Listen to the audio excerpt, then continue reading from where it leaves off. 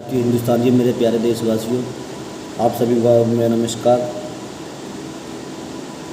मैं बीपी शर्मा और सौरभ शर्मा एक छोटे से चैनल की शुरुआत करने जा रहा हूँ देश के भ्रष्टाचार के ऊपर। देखिए, भ्रष्टाचार की बात चल रही है, देश में भ्रष्टाचार की बात चल रही है कि भ्रष्टाचार कैसे ख़त्म चला जाए। मैं अमूमन कहीं भी बैठता हूँ, कहीं भी मार्केट में आता हूँ या कहीं पे बैठ जाता हूँ तो बात चलती है कि भ्रष्टाचार। देखिए, भ्रष्टाचार सरकार क्यों ख़त्म करेगी? भ्रष्टाचार सरकार क्यों ख़त्म करेगी? आप मेरे को ये बता दीजिए कि भ्रष्टाचार ख़त्म करेगी। सरकार को आधे से ज़्यादा टैक्स भ्रष्टाचार से मिल रहा है, तो सरकार क्यों ख़त्म करेगी भ्रष्टाचार?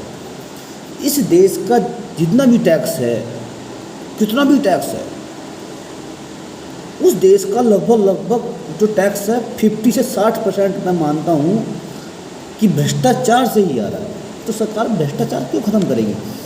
अब आप कहोगे भ्रष्टाचार कैसे है? भ्रष्टाचार की बात मैं एक चीज़ बता देता हूँ कि मैं छोटे से लेवल का आदमी हूँ, बहुत छोटे लेवल का। मैं छोटी सी बात आपके सामने रखना चाहूँगा कि मान लीजिए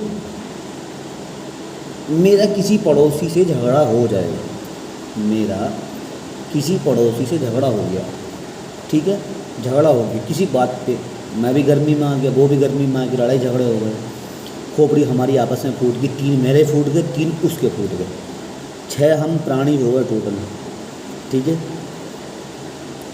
सबसे पहले हम पुलिस को बुलाएंगे, वो भी पुलिस को बुलाएंगे, हम भी पुलिस को। हमने पुलिस को बुलाया, पुलिस मेरी FIR करी, उनके खिलाफ़ मुकदमा लिखवाया, वो भी मुकदमा लिखवाएंगे, ठीक है। और आरोप लगाए एक दूसरे के ऊपर, पैसा किसका खर्च हुआ? हमारा। उसमें भ्रष्टाचार आएगा। कैसे आएगा भ्रष्टाचार? पुलिस वाले कहेंगे कि तुम दूसरा ये करोगे, पुलिस वाले कहीं ना कहीं लाकर तिकड़ा बढ़ाएंगे कि वो सोचेंगे हमारी जेब मोटी हो। तो जो दरोगा होगा, SI होगा या कोई और हो, जो भी होगा, वो अपने पैसे बनाने की कोशिश करेगा, ठीक है। मान लीजिए उसने 5,000 हमसे कमाए, 5,000 उसने उससे कमाए, ठीक है, 10,000 रुपये हमारे चले गए, 5,000 गए। अब 1 साल के अंदर वो ऐसे कितने मुकदमे झेल रहा होगा दरोगा? वो 1 साल में ज़्यादा नहीं तो 20 से 25 लाख रुपये कमा रहा है। इस तरीके से ऊपर करते हैं एक दरोगा या ऐसा ही छोटा मोटा जो भी ये हैं, पुलिस वाले की, नॉर्मल वाले की बात नहीं कर रहा, ये जो थोड़े से ऊँचे लेवल के जाते हैं, छोटे अधिकारी रेंज के। अब उसने 1 साल के अंदर 25 लाख रुपये कमाए। वो 25 लाख रुपये की कार निकालने गया 1 साल बाद, 2027 में मान लीजिए चला गया, 26 चल रहा है, 26 में मान लीजिए जनवरी में कार निकाल के ले गया, स्कॉर्पियो या क्रेटा निकाल लिया है 20-25 लाख रुपये की कार। 25 लाख रुपये की कार में हमारे देश के अंदर 50% टैक्स जाता है सरकार को। भाई मैं तो कार लेता नहीं, जिन्होंने खोपड़ी लड़ाई लड़ी हो और भी नहीं लेते, जिनके मुकदमे और भी लिखे गए वो भी नहीं लेते। लेकिन हमने क्या करा, हम सब ने पैसा इकट्ठा करके एक आदमी को भ्रष्टाचार के रूप में दिया, उसने कार ले, उससे सरकार को फ़ायदा हुआ।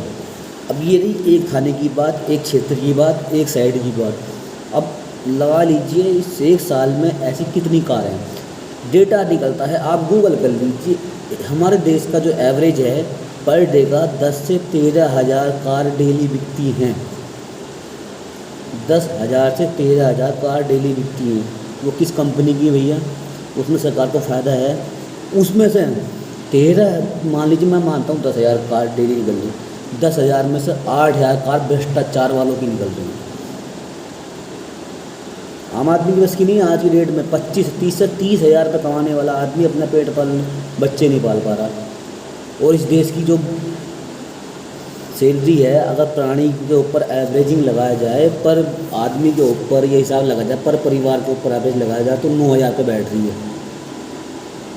9,000 में घर चला लेगा इंसान? नहीं। ये भ्रष्टाचार सरकार कभी नहीं चाहेगी। अब मान लीजिए कोई प्रोजेक्ट पास होना है, किसी बड़े लेवल का अधिकारी है, प्रोजेक्ट जैसे पास होना है, किसी बड़े लेवल का अधिकारी है, अब वो प्रोजेक्ट जब पास करता है, मान लीजिए 50 करोड़ का प्रोजेक्ट पास कर रहा है, या 10 करोड़ का, मान लीजिए छोटा प्रोजेक्ट, 10 करोड़ के प्रोजेक्ट में वो 50 लाख रुपये ले रहा रिश्वत के, कि हाँ मैं पास करवा दूँ आपकी फाइल, ये है वो है, 50 लाख रुपये लगेंगे।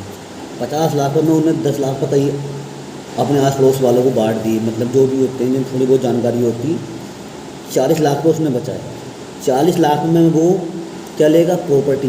चलो प्रॉपर्टी नहीं ली, उसने कार ले ली है, या कुछ और आइटम ले लिया उसने, 40 लाख पे कार लेने चला गया, वो 40 लाख पे खाना 20 लाख पे सरकार को मिले। सरकार चाहेगी भ्रष्टाचार कभी खत्म हो? सरकार कभी नहीं चाहेगी भ्रष्टाचार खत्म हो। सरकार कभी नहीं चाहेगी भाई साहब भ्रष्टाचार खत्म हो। भ्रष्टाचार एक बहुत बड़ी सरकार की आमदनी का स्रोत है, जिससे हमारी सरकार कभी नहीं।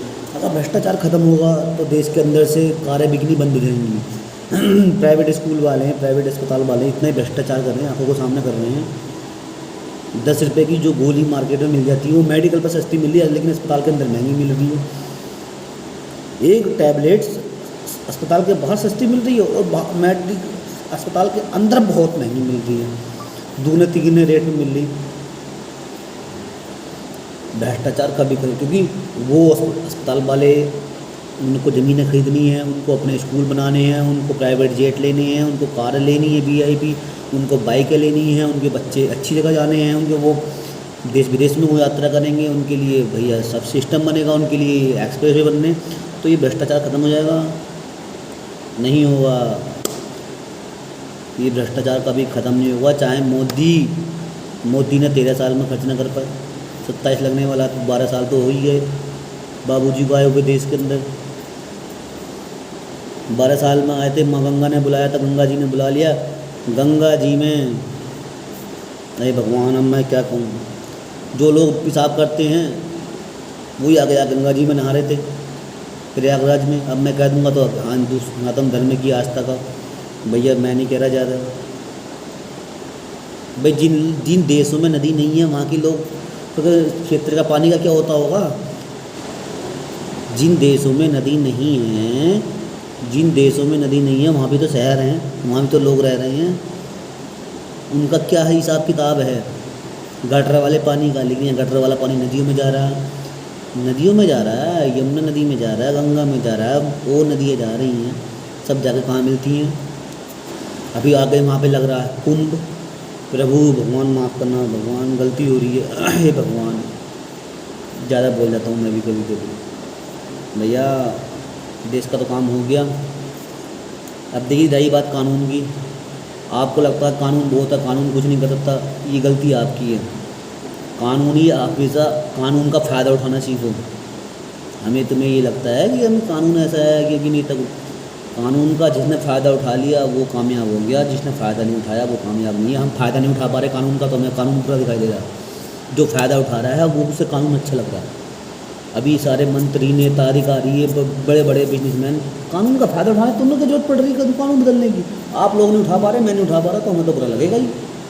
तो साथियों हो, ज़्यादा सोचो मत, जैसा चल रहा कुछ टाइम बचा है, ठीक है। भ्रष्टाचार छोड़ दो, भ्रष्टाचार तो कभी ख़त्म होगा नहीं, ना सरकार चाहेगी। सरकार को बहुत बड़ा फ़ायदा है भ्रष्टाचार से। इस देश का 60% टैक्स सरकार को भ्रष्टाचार से मिल रहा है। जिस दिन भ्रष्टाचार खत्म हो गया तो हम बहुत पीछे चले जाएंगे, ठीक है। धन्यवाद साथियों।